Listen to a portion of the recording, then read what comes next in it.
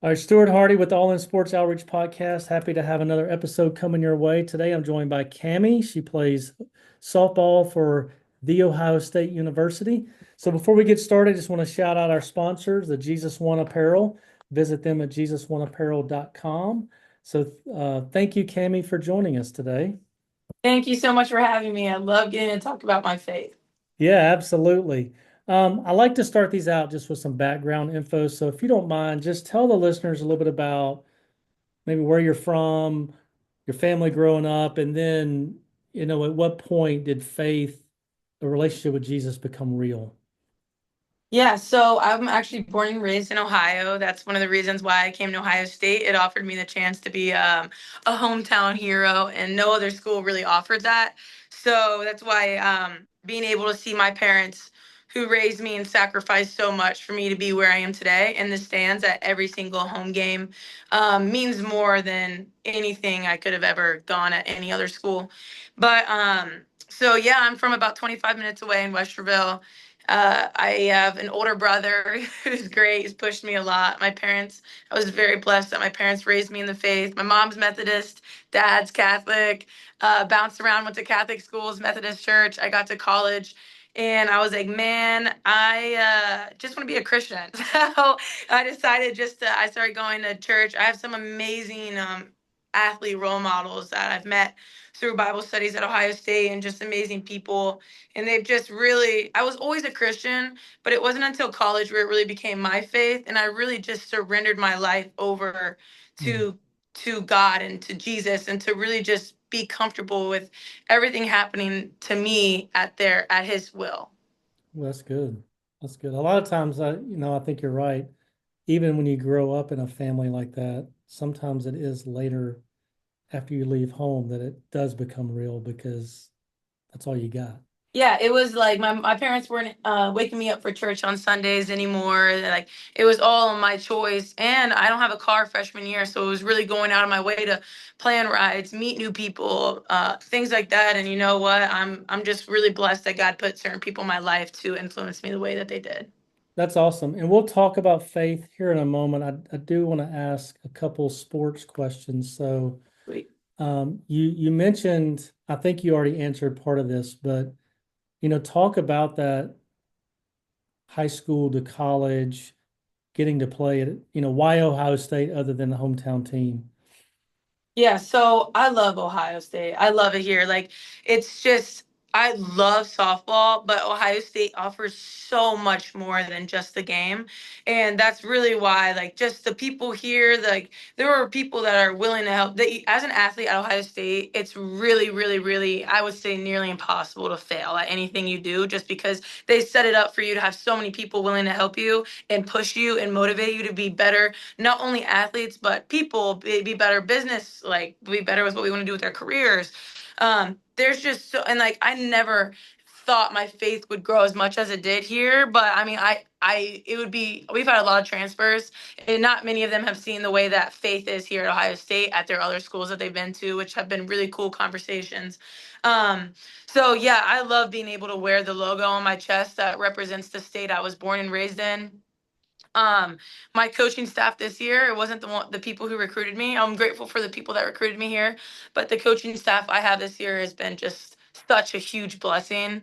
Um, Such a huge blessing. I could speak like, and it's easy to be like, man, I'm upset I only get 1 year with them, but like I'm so grateful that I get 1 year with this coaching staff.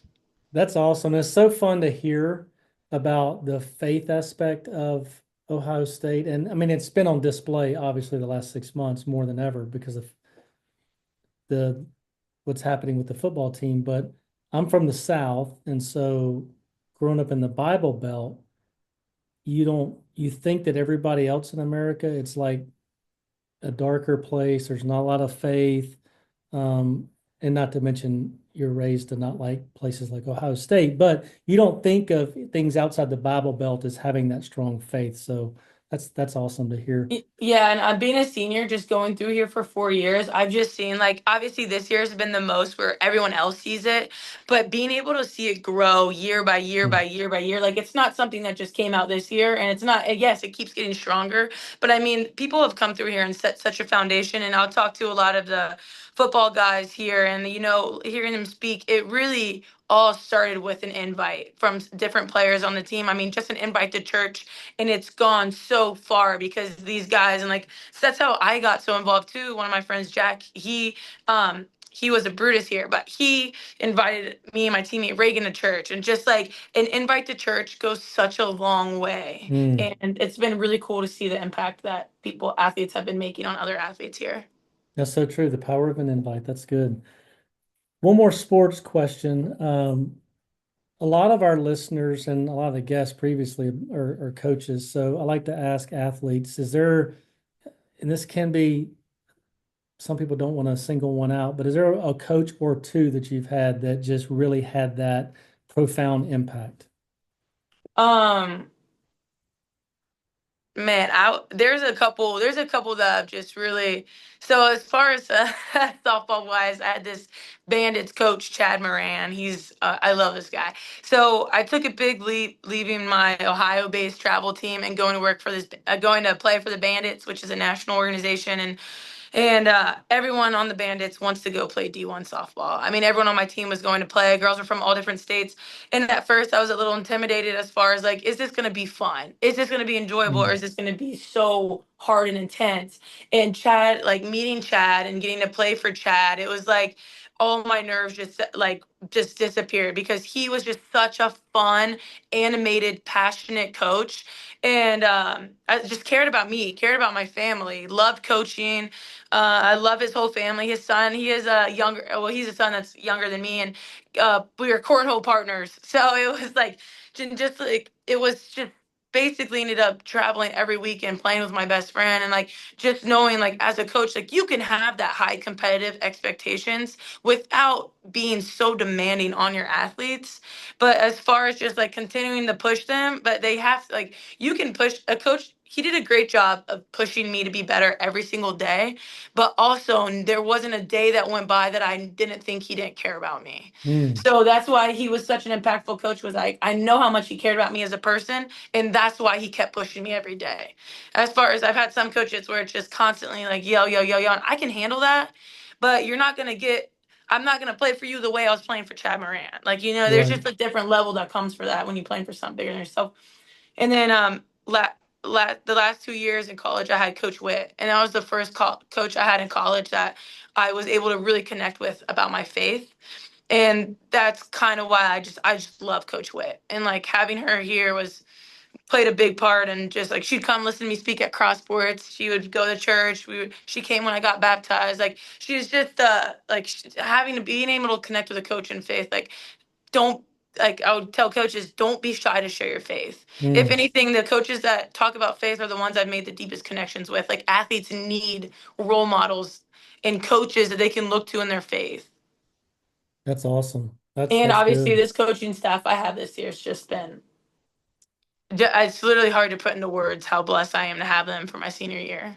That's awesome to hear because a lot of times my kids have played sports, um, and lots of friends in the coaching world, and a lot of times you don't hear those positive stories about coaches. It's usually the ones that are knuckleheads, right? They're Yeah, berating kids, and that gives the profession the bad name. But I tell people all the time, if you get out and observe and get to meet coaches, there's a ton more good ones than bad ones. 100%. I mean, I've had so many amazing coaches, and just like I see myself coaching in the future because of the amazing coaches I've had in my life. That's awesome. So being a Division I softball player and a student is very demanding, right? It's a job, two jobs. So how do you balance life as a college athlete with life outside of athletics, especially like your spiritual life? Yeah. The biggest thing to me is what I tell people is just priorities. Like 100%, it's just priorities. If something's important enough to you, you will make time for it. And that's just been like for me. faith, softball, well, faith, family, softball, and then friends, like friendship. With softball, most of my friends are on the team, so that kind of Right. ties into that. But I mean, just keeping those, it doesn't feel like just tasks I'm checking off. It's like Mm. I love going to church. Yes. I love going to practice. Yes. I love going home to see my family for dinners. Yes. So it's just like I love so much of what I'm doing that it genuinely doesn't, it's a lot. It's a busy schedule, but it's never felt like it was overwhelming or too much for me to handle. And then like at Ohio State, man, they give you tutors, they give you academic advisors, they give you so many opportunities to to succeed in the classroom too, because it's hard. The professors all work really well with the athletes. So like I said, it's really hard to fail at Ohio State. That's awesome. And you talked about earlier about um, the faith movement you see in Ohio State before this year, but it started with August or so, the big event on campus that people still post videos about, and then you've seen it grow, and it's happening all over college athletics, which is pretty phenomenal. But talk about what it's like being on the inside of it, and just how you've seen. Maybe it's one moment you've really seen that God really, it was like a moment that you can only describe because it was God. Yeah, so um like I said, I've been going to this athlete Bible study since freshman year, cross sports, and like a lot of different football guys have talked about it, like G. Scott, Emeka, like a lot of different guys, but athletes from all over different sports, head coaches from all over different sports. Um, and the most consistent people there, I wouldn't even say necessarily are the football players. Um, but obviously, like it's going on all through the year. They're very busy, and they have media day on Wednesdays and stuff, so they're there late. But just like for me personally, I've learned so much from those people. Like my freshman year, faith in Ohio State softball wasn't really a thing. It wasn't a thing. And my freshman year, I heard at cross sports people pray before their game, and I'm like, man, this is something I really want my team to do. As a freshman, I went to two teammates who I knew would be into it, and we went and we knelt before the foul line. And ever since that first game, man, there haven't been less. There's just three of us that first game. There haven't been less than half the team. It's the vast Wow. majority of the team goes out there every single game to pray, and it's just been amazing. I mean, we had our own athlete Bible study this year as a senior, just on our team. We get girls. I Wow. mean, we sit at a table. Me and my teammate, best friend since freshman year. It was only us two going to cross sports, and now we have to pull up chairs to our table. That's for the softball girls that are coming to cross sports, and just seeing the impact on like my team alone has been just unreal. But like a personal experience happened last year where the only explanation was God was I was up to bat against Maryland on our Saturday game and I fouled a pitch off my face. So I broke my Ooh. nose. I broke my nose, had to get 6 stitches, mildly displaced, deviated septum, shattered, and I had to get 6 stitches. This was the first inning. I came out. I tried to eat with my family at this. So I had never missed. I played every game since I've been at Ohio State, and I'd never been missed an inning since I've been here. So I was out for like those 6 innings, and in my head I was like, Caden's one of my best friends on the team, and she's who came in for me. I'm like, how's Caden doing? Like, I want to know. Like, I was so upset I couldn't watch her fill that role. I'm like, come on, I want to see Caden, but but so how my faith died in that moment, they wouldn't give me anything for the pain because they were afraid I had a concussion and they thought it would mess up with my concussion symptoms. So they numbed it when they put in the stitches. I was bleeding out of my face when they bandaged it up. Like I kept bleeding out. I kept texting my trainer. They're like, you need to go back to the emergency room. I was back in the emergency room past midnight and we were supposed to play the next day. And I was in my room and I was like, man, I have two teammates who don't even have the choice to play tomorrow. Like two teammates have missed Mm. the entire season pretty much. Two of my best friends on the team because of what they've had going on in their medical lives, and I just felt like God was putting on my heart that to play the next day. And I trusted him is really all I can say. I trusted God to keep me safe and protect me. And in my head, I was like, God, just please don't let me get hit in the face again. Like I was on deck and I was like talking to God and I'm like, our announcer said that he saw the lineup and that saw my name in it in the same spot where I was yesterday. And he thought that it was the lineup from the previous day. He was like, where's the new lineup? Like, there's no way she's in the lineup again. After that happened, I had to play with this big white thing over my face. But anyway, I was on deck and I was talking to God. I'm like, what are you gonna do? Let me get hit in the face again? Like kind of just like laughing with him. But I just took like a deep breath and just fully like trusted God. And I just like God will be my strength in this moment. And I was like, in my human thoughts was, don't let me get hit, like don't let me fail, Oh like just let yeah. me be safe.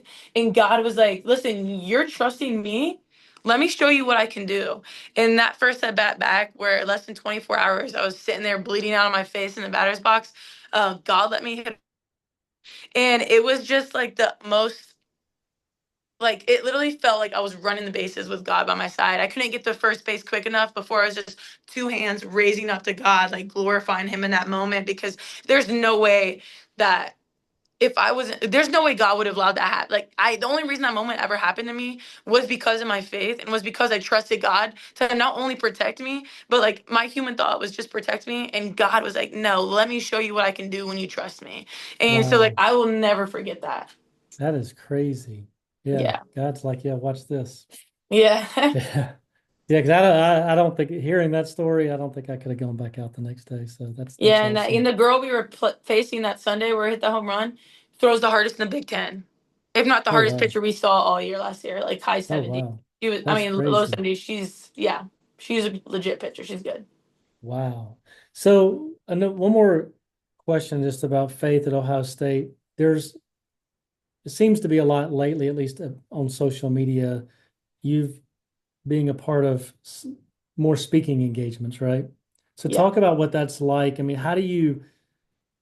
I guess what I want to ask is how do you remain humble and not let, oh, look at me, I'm successful on the field. Now look, God's put me in front of all these people. It's it's it's not easy to stay humble and not let pride come in, right? So for me, the reason why I am so humble is because I understand that everything I have is given to me by God. Mm, And if and that was a big turning point in me. Like my freshman year, I wanted to be such a good softball player, and when I experienced success or failure, it was on me, man. It was on I didn't do enough swings, or maybe if I did it successful, it was like, yeah, that's because I put in extra time. Where now I've just let go and just been like, when and I've worked hard the same every year I've been here. I worked as hard as I could freshman year, sophomore year, junior, and there wasn't a change in the shift in how hard I was working. It was in my faith growing and taking my mental game to the next level, and mm. just really allowing me, like when I experience success now, my first thought is thank you God for letting me have that moment. Thank you God for letting me have the facilities we have at Ohio State. Thank you God for giving me coaches that push me to be better, that make us do tough things. When we've had some really hard challenges this fall as a team, like physical wise, and man, I have just been so grateful for all of it, that our coach is making us do hard stuff. And it's just, and like everyone has to do it. No one gets a choice. They do hard stuff and push us. And it's just been like I've just got, being a Christian and my relationship with God allows me to just be so grateful in every situation. And when I go to speak to these people, I don't care if it's two people gathered, or I don't care if it's a church gathered. I don't care how many people are there. I am brought to tears, nearly brought to tears every time I go in somewhere to speak about my faith, because I just see the faces of people who are choosing to be there and are Mm. eager to learn more about this, like learn more about the spirit, learn more about God, learn how to be better Christians. And I used this analogy the other day. When I first got to Ohio State, I wanted to hit with Sam Hackenbrack because she was the best hitter on the team. So my freshman year, I'm in with Sam Hackenbrack every day in every hitting group because I want to be like Sam. I wanted to be the best hitter. Well, to be the best Christian, I got to surround myself with great Christians. I can't just push myself to be a better Christian and then be with people who are okay with being average Christians. And so when I meet these people, I try to really not only teach something to them, but learn something from them in return. Because, man, like the day you stop learning in life is the day that I don't know. You're but preaching now. yeah, yeah. But there's so much to learn, and just like I'm just so grateful that God gives me the platform and the voice and the people and the opportunities to talk about my faith, because I truly believe everything I have is because of him, and I wouldn't be who I am if I didn't believe that. That is awesome because you see it a lot inside the church, pride, Mm. right? And and that's why I like to ask athletes that question because, it would be hard when everybody's telling you how great you are. Everybody's asking you to come talk to my youth group or come talk to this group or talk to that group, even though it's about Jesus. it'd be easy to go, okay, yeah, look at me, right? Eh, That's good. That's good. I like that. Thank you. Um, so this is probably my favorite question. This is the one I love to go back and see what people say. Some people have like a life verse, a Bible verse that's like their go-to no matter what. So, maybe that's it. Or is there one that God has shown you recently that you would share? Yeah, there's one that I absolutely love, and it's theologians. I forget the numbers right now, but man, I've been clinging on this one. It's the I talk a lot about the difference between plans and purpose, and it's make your life a prayer, and in every situation give thanks. Give thanks to God, for this is give thanks to Jesus Christ, for this is God's perfect plan, or something like that. And like we focus so much in life about our plans, and I'm like, man, we focus too much on our plans as a society. Like, focus on what our purpose is, and Mm, just like, there will not be a plan that you can't live out your purpose. Like, I didn't plan on getting hit in my face. Yeah, and if I was so caught up in my plans and not going the way I thought, there's no way I would have had that moment the next day. But because I knew I had a purpose, my purpose is to glorify God in everything I do and mm, to inspire others to do the same. So I got hit in the face. Yes. So what? I can still do my purpose. And part of that comes from making my life a prayer. Like, I want everyone to be called to God based on how I live, not just what I say. My life should align with the prayers that I speak to other people. And when I speak in private, like, my life should align with that. So I love that. Make your life a prayer and remain grateful in every situation, because that's what makes it so easy to be able to know I still have a purpose in my life, no matter what situation God is putting me through. And so, and like at the end, it says, for this is God's plan. So I want God's plan for me. So I want to remain grateful, and I want to make my life a prayer. And if we focus on that, on humans versus our own plans, man, you start doing stuff that's actually matters with your life, and you start doing stuff that's really, truly important. that's good stuff because I am a planner Yes. and it is so hard when I spend so much time planning something and it doesn't go. Yeah. And then I can think of several examples in life where it didn't go well. And then I look back 6 months later and go, holy cow, God's plan is so much better than mine. So much I would better. just get out of his way. And like you Yeah. said, our purpose is to glorify him. If I just focus on that, yeah, that's good. I needed to hear that Thank you. 'cause that is a struggle. I'm looking up, I think I know what you're talking about. Is it rejoice always, pray without ceasing, for this is God's will? Yeah, yeah. There's a Something like, bunch of different yeah, translations. I forget yeah. about where I got the translation from mine, No, but no, no, like, that's good. No, it's the same thing. Yeah, yeah. yeah. I love that because that's one that I rejoice always. I tell my kids that I've got three kids. I Mm. tell them that all the time, but I'm like, but I don't rejoice in everything, right? If something bad happens to me, I'm not joyful, so that's a hard one to live out. So that's good. So last question. Um, All in sports outreach name of our organization. The first two words, all in. It's all over sports. Every coach talks about being all in, but we got that from Colossians 3:17. And whatever you do in word or deed, do it in the name of Lord Jesus Christ. So I like to ask this question from a very practical sense, like day to day. What does it look like for you to be all in your faith? I love that question. So for me, like, it's to put others first. It's to figure out, like, put myself last, put my faith first. I learned this when I was in middle school, man. Like, joy.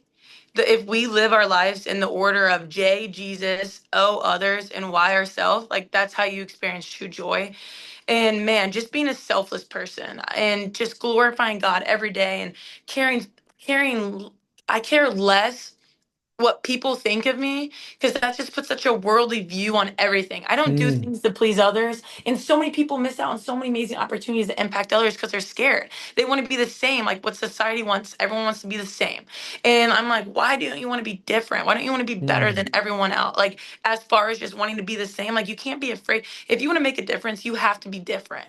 So you have to be willing to share your faith boldly, pray other people, be the first person to bring it up, wear crosses as much as you can, start the conversation, like, do things like that. Like, that's what I look, when I meet little girls, if they have a cross on, I'm the first one to talk about it. I wear these bracelets, um Joshua 1:9. I love this Bible verse because I thought about what would be a Bible verse little girls want to hear. And it's just be strong, courageous, do not be afraid, do not be dismayed, for your God is with you wherever you go. Mm. And I ordered 50 of these and I wore one on my wrist. And after every game, my goal was to give one to a little girl. And I ordered Wow. another 50 last year because I was giving them out so much. But and it reminds me when I play in it, like, man, I've got a bigger purpose than just what I do on this field. And that's why I really like the bracelets. Like I wear it every day because it's just a reminder of that. And just being grateful, talking to God throughout my day. And when something great happens, man, thank God for it. When something bad happens, man, pray over it. I pray for other people. When I tell them I pray over them, I do it. Like that's like a lot of people want to say, like, I'm gonna pray for you. I'm going to pray for you. I sit at night, I say my prayer, and then I'm gonna text you a message, hey, I just prayed for you. So then it seems more like, yeah, I just did this. Like I am praying for you. That's Um, awesome. Because so many yeah, times we go, yeah, praying for you. And I can think of too many where I've said it and don't, you don't yeah. follow through, right? I mean, That's me just, too. It's a very common thing to just want to say it and then be like, oh, did I? yeah, that's But like the Christian thing to say. yeah. And then the other thing is there's a Bible verse, Ecclesiastes. I need to start remembering the numbers, but it says whatever you find to do with your hands, do it with all your might. And like so Mm, for me, yeah, softball isn't going to church, but I'm gonna do softball with all my might because God blessed me with the ability to be able to play the sport and have talent, and athleticism, and things like that. So I'm gonna do that with all my might. I'm gonna be mm. here every day. I'm going to show up on optional workouts. I'm going to give all in as much as I can every single day because that's what God wants us to do because He's blessed us with so much. That's good stuff. Wow. That's good. I wrote down a lot of things on this one. Thank Yeah, fired up now. That's good. Well, thank you you. for doing this. And I want to say before we hit stop, I just want to thank the people that are listening. Hopefully you've been encouraged. I do say this often and I do mean it. I tell people after every episode, if nobody ever listens, it encouraged me. So hopefully somebody out there listening has been encouraged, and I would encourage the listeners to hit the subscribe button and also share this episode with somebody. And then again, we'll close it out with thanking our sponsor, the Jesus One Apparel. Go to their website, look at all the different Jesus One shirts. There's actually an Ohio State one, so you can go support the Ohio State folks with the Jesus One shirt. So go visit them at jesusoneapparel.com.